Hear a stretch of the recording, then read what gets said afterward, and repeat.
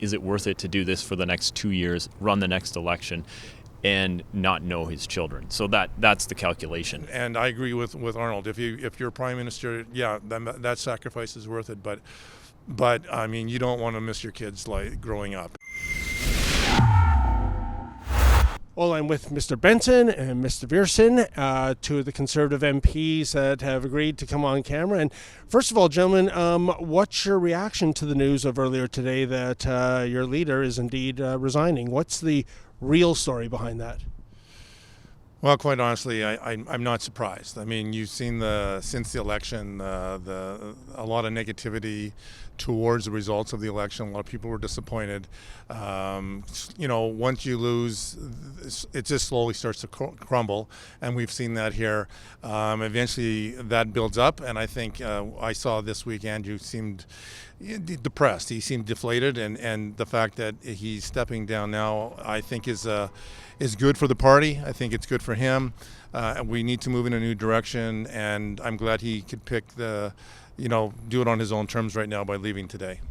And Mr. Viersen, is this a good thing for the party? And if so, what direction do you want to see this party go in under a new leader? Well, today I'm just devastated by this news.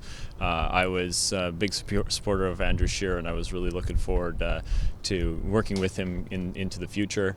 I know that he did this because the weight of his family that was a big consideration.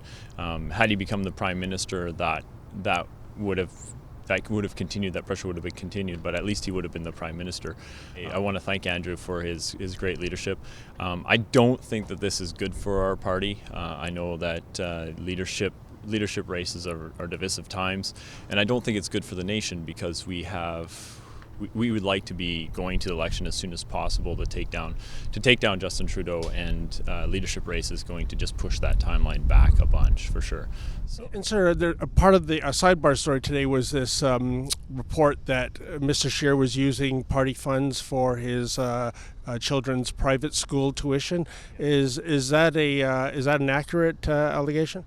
Yeah, I'm not 100% aware of it. I know that the party has put out a statement saying that they were paying the difference between his children attending a Christian school in Saskatchewan and attending a similar Christian school here in Ottawa, and they were paying the difference. I've seen that. I think that's appropriate.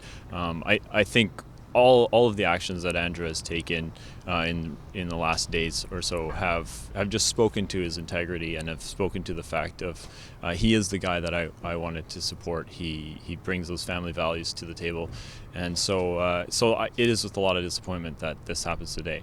However, it is what it is, and I look forward to having another robust debate about who should lead our party.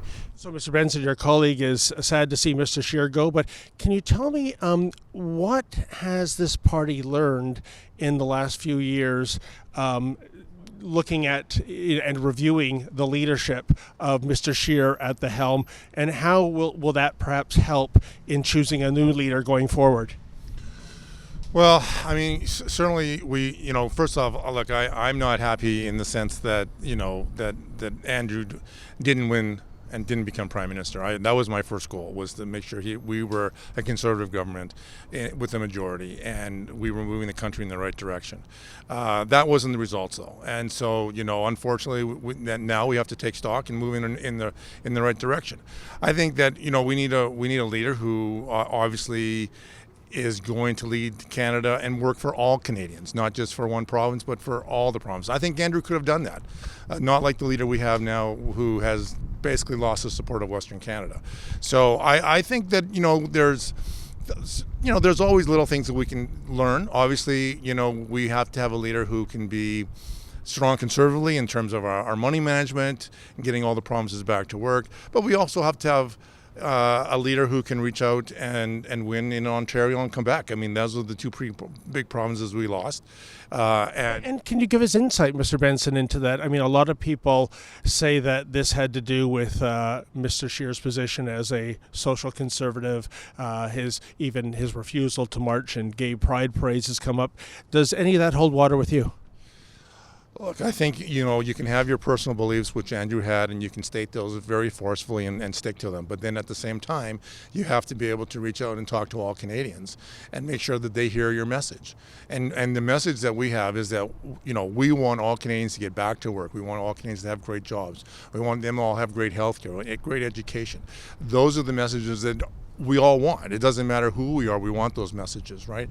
So, I think that we're going to have to find a leader who can get that message across to all Canadians that we have the policies that are good policies for our as Arnold said, for budget, balancing the budget, for getting businesses back to work, getting people back to work, and that's what we're going to have to do, and we're going to look hard and have a good debate about that, and I'm sure we'll come up with a new leader who will be forceful in getting that message across.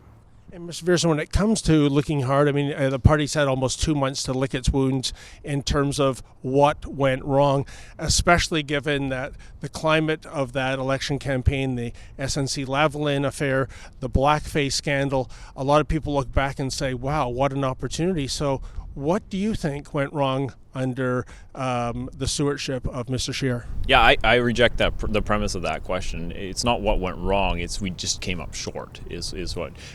We ran the best ground game ever. Our team was in the place where it needed to be every time.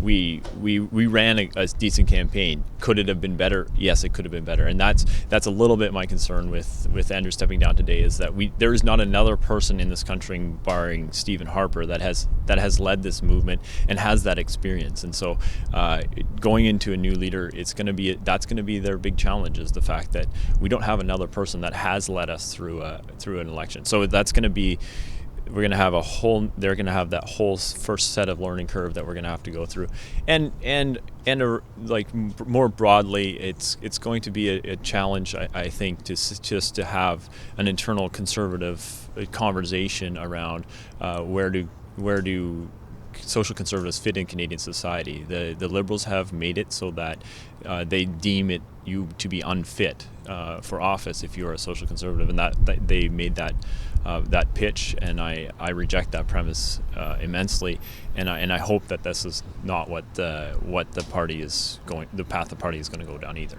And Mr. Benzen, how about yourself? Is there any names that you know of waiting in the wings that you could see throwing their hat into a leadership race? Right now, I think nobody is inside or outside. It's very quiet right now. I think people are respectful of the fact that Andrew was going to be here until April. And this was going to be something that the leadership review would happen, and the party members would make a decision. So I think this is move things forward really quickly, and I don't think anybody was out there in any way trying to get in line to take Andrew's job. So I think obviously now that'll start happening, but up to this point it's been very, very quiet on that front. One point I want to make is that I just want to make clear that the fact that the story about his children's education and the fact that he resigned today happened on the same day, there is no correlation between them from my perspective at all. And I want to make that clear.